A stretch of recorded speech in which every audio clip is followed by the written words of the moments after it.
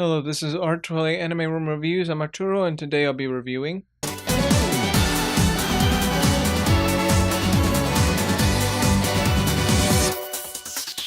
Legends of Legendary Heroes. That is a pretty long name, but even so, the show itself actually had some pretty good, interesting things about it. While on the other hand, in the end, it just kind of all leaves it out. And yes, it's a typical type of anime that has no finished ending. So with that said, I'm going to be reviewing The Legends of Legendary Heroes. Is it still worth watching? Or is it something skippable? Well, that's why you're here. Let's go. Look, believe me, we're not spies. We're just trying to find the location of an ancient relic fabled.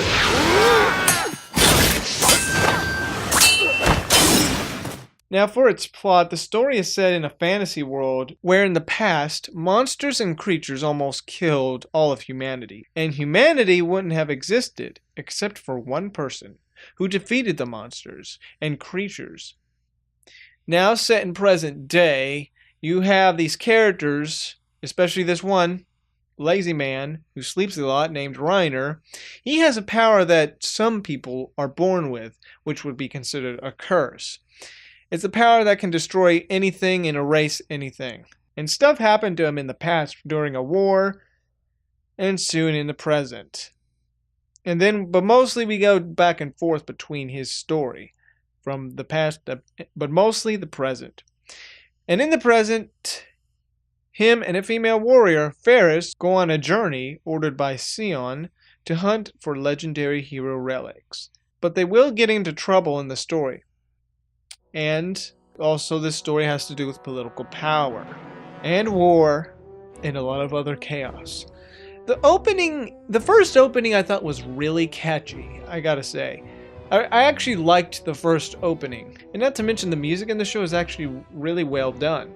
What also makes the story interesting is that there's a lot of characters and a lot of things happening all at once. However, the ending of this story is a big disappointment.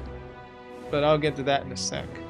The animation is shiny, it's beautiful, and it's very nice. I actually liked the art style.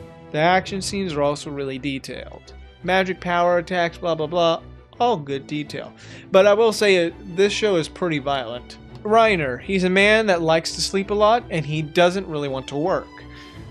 Though when he was a prisoner, he studied different things, and in the course of the show, he travels with Ferris to find hero relics and take down monsters and bad guys along the way. But like I mentioned, he has a power that some people are born with, and basically he is concerned that if he goes so berserk he may kill Ferris, or better yet, anybody around him.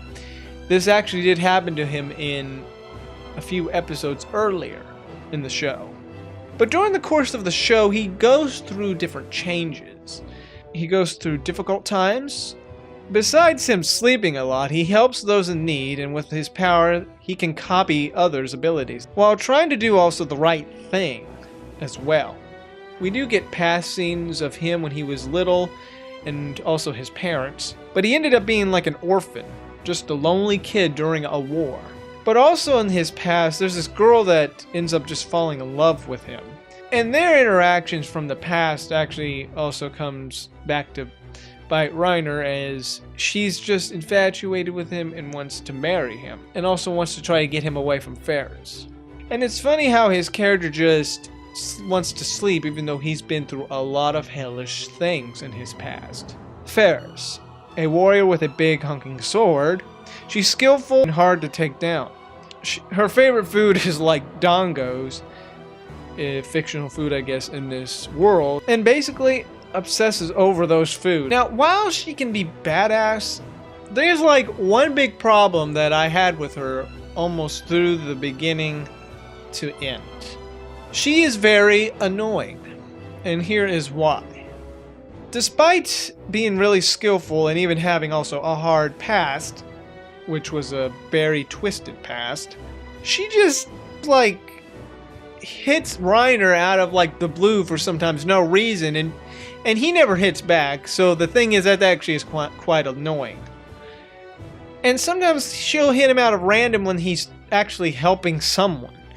Or better yet, just hits him whenever he's complaining. Or even forces him to do stuff. And he always says he'll get her back, but he never does. We always see her hitting him and just using him like a punching bag.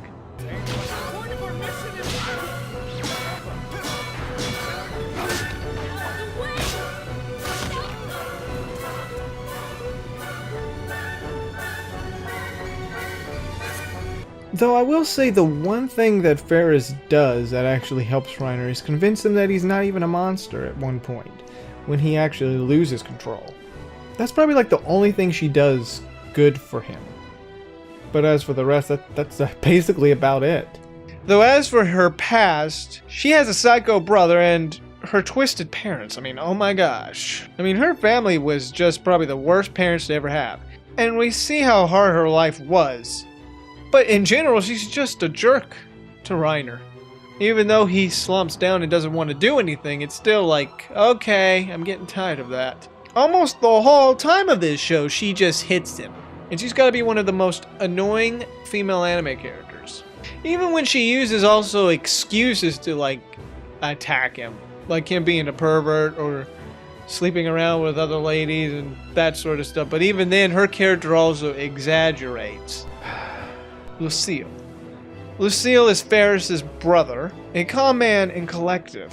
When it comes to actually killing people, he does it in, gruesome way. With his backstory, he protected his sister from, their twisted parents. After that, it was just her, him, and their little sister.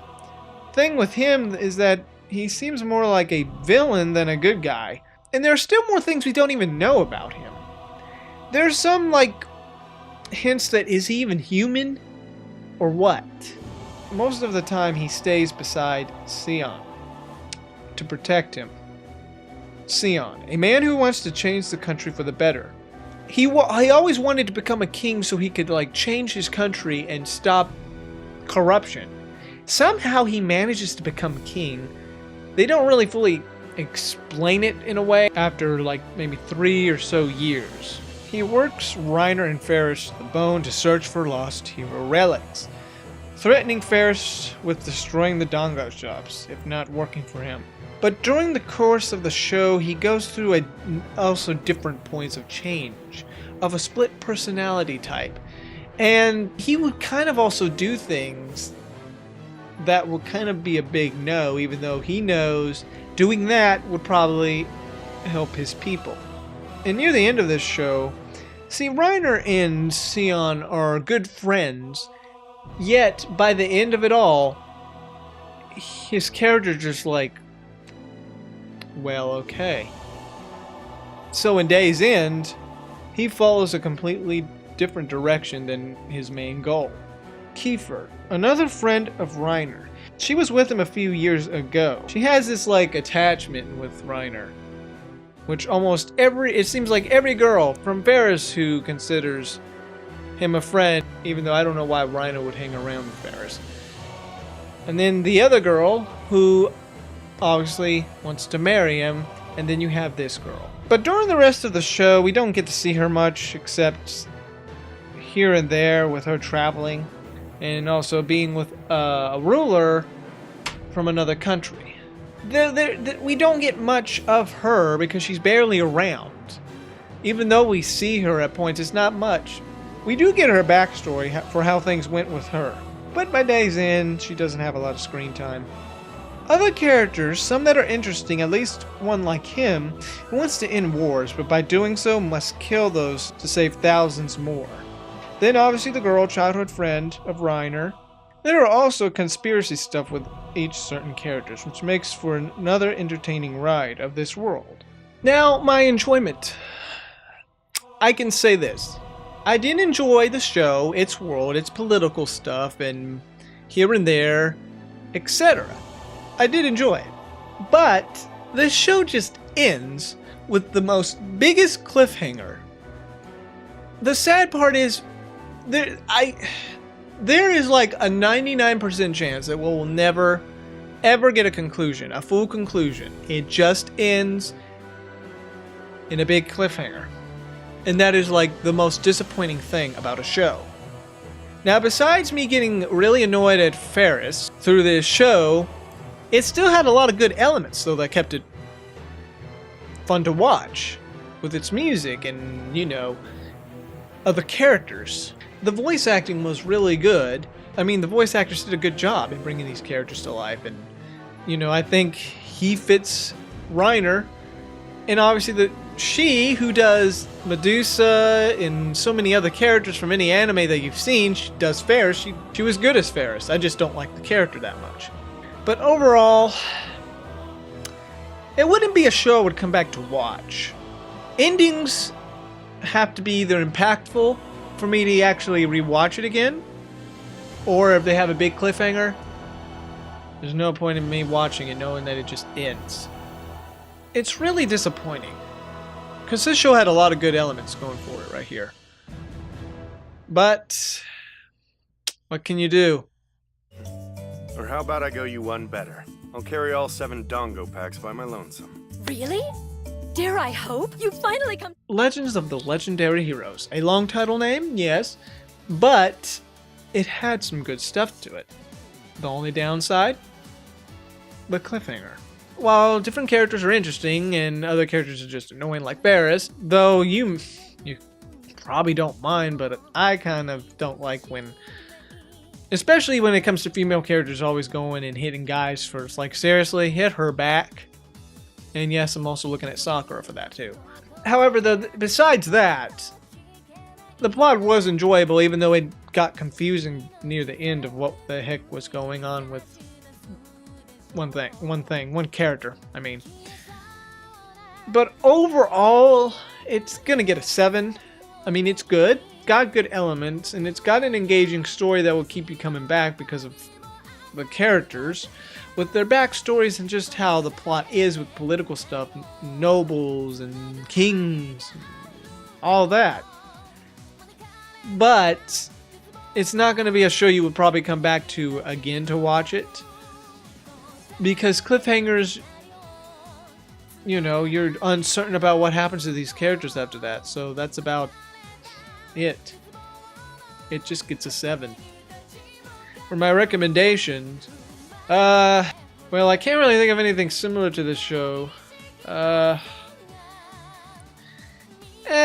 I guess I could point to Akame Got Killed, because that has magic and sword fights and blah blah blah. And if you want something probably like almost in a nightish time period, there's Berserk. And then you have this show, which is probably older, but, you know, it looks pretty interesting. Well, this is Arturelia Anime Room Review signing off. And if you want to see more, like, other reviews besides anime, you could check out Gaming Room Reviews. I have those if you are ever interested in video games. Because, hey, I like anime and video games. Peace.